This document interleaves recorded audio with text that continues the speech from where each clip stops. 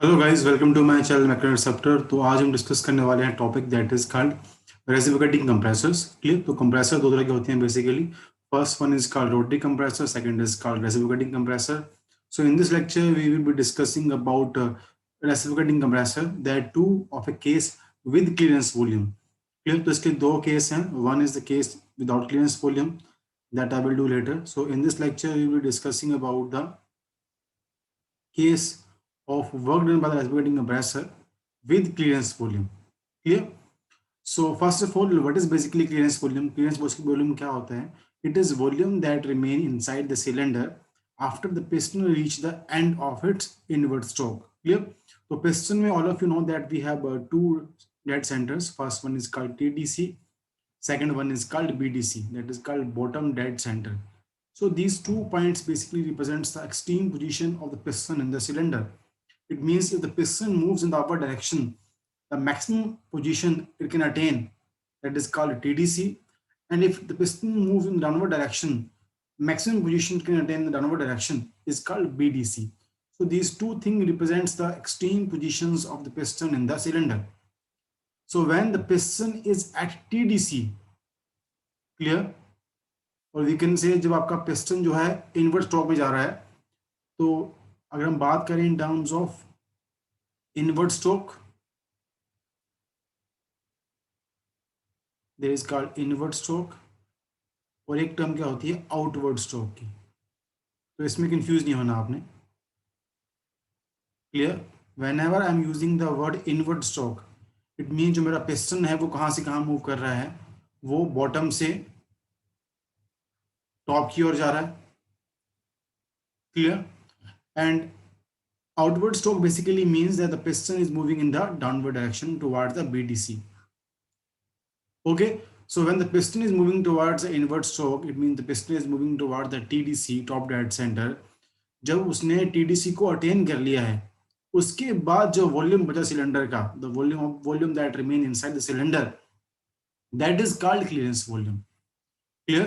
तो जब आपका पिस्टन TDC पे हो, उसके बाद जो उसके ऊपर का वॉल्यूम बच जाएगा, उसको हम क्या बोलते हैं, क्लियरेंस वॉल्यूम. नाउ अगर हम इस डायग्राम की बात करें, इस डायग्राम में आपके पास मेनली 4 पॉइंट्स मेन है, 1 2 3 to 4. तो 1 to 2 जो है एंड 2 to 3 आपके पास जो पॉइंट है ये वाले. Clear. So 1 to 2 and 2 to 3 ये आपके पास शो करते हैं किसको, इनवर्ड स्ट्रोक को. इट मींस जो पिस्टन है आपके पास वो मूव कर रहा है फ्रॉम बीडीसी टुवर्ड्स टीडीसी. तो जो भी उसके अंदर एयर होगी ये उसको उसमें कंप्रेस करेगा. क्लियर. तो अब ये दो पार्ट्स में क्यों है, दो पार्ट्स में इसलिए हैं कि जो आपका 1 to 2 है उसमें आपका पिस्टन जो मूव करेगा ऊपर की ओर, वहां पे क्या होगा, कंप्रेशन ऑफ द एयर. 2 के बाद फर्दर कंप्रेशन या प्रेशराइज नहीं होगा, सिर्फ 1 to 2 में होगा. जैसे ही हमने 2 पॉइंट रीच कर लिया है, क्लियर, एट पॉइंट टू जो आपका डिलीवरी वॉल्व है वो ओपन हो जाएगा. Delivery valve will open. It means उसके बाद 2 से लेकर 3 तक सिर्फ क्या हो रहा है, आप उस कंप्रेस एयर का डिस्चार्ज कर रहे हो, वहां से उसको वहां से बाहर निकाल रहे हो. We are not compressing it, we are just delivering it.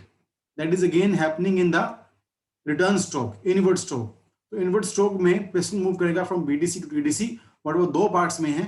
एक पार्ट में उसको वो कंप्रेस कर रहा है 1 to 2, और दूसरे पार्ट में 2 to 3 में जस्ट वो कंप्रेस्ड एयर को वहां से डिलीवर करेगा to the place wherever it is required. Okay, that is the inward stroke of it. Now after that 3 to 4 and 4 to 5, so sorry 4 to 1, ये आप लोगों के क्या शो करते हैं, they basically are part of outward stroke.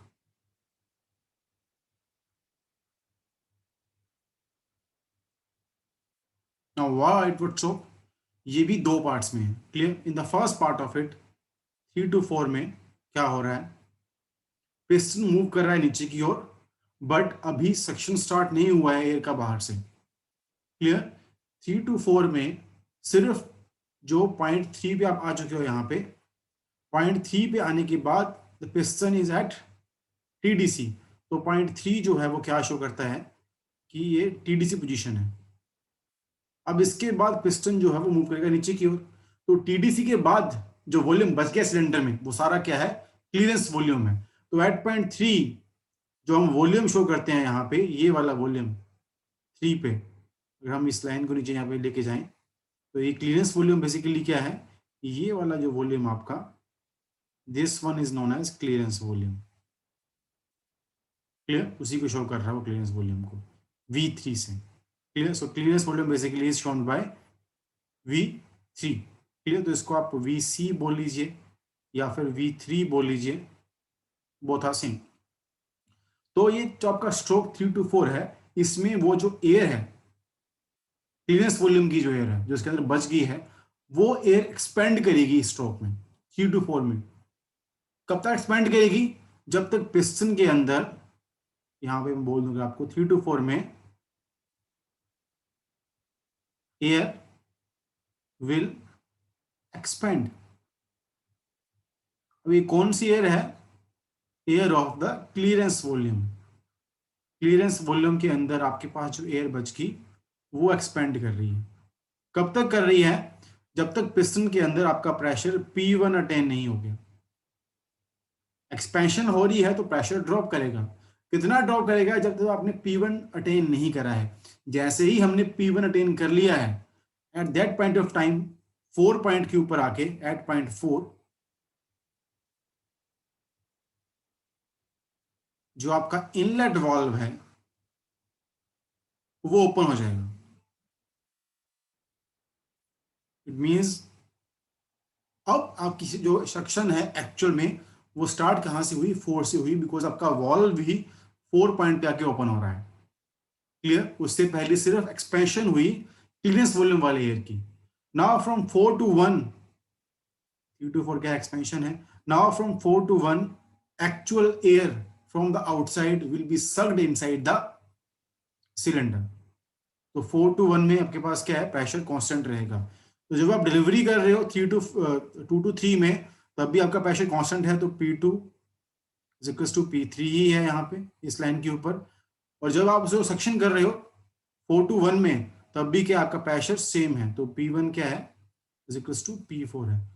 तो overall हम ये बोल सकते हैं कि कंप्रेसर में सिर्फ दो ही प्रेशर हैं, high pressure and low pressure, P1 and P2। Clear? तो जब भी इसका न्यूमेरिकल्स करेंगे, in that we will be having only two pressures, P1 and P2, suction pressure, delivery pressure, that's it. Okay? तो जो यहां पे है ये क्या है? सक्शन प्रेशर है, और जो यहां पे है ये क्या? Delivery pressure.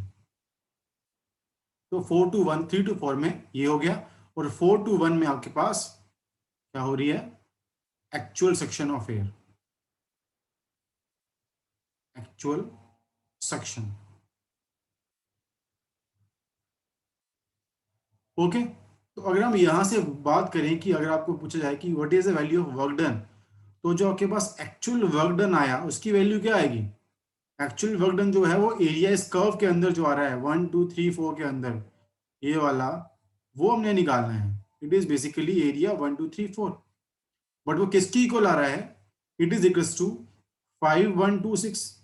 so this is point is basically 5 5 1 2 6। it means this entire area minus the area 5 4 3 6।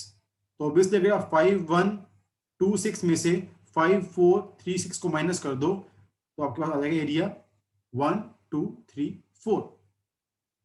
Okay? तो यहां पे अगर आपसे पूछा जाए कि इसका वर्क डन कितना आएगा, तो वर्क डन इसका बहुत सिंपल है। It will be equal to area 5 1 2 6।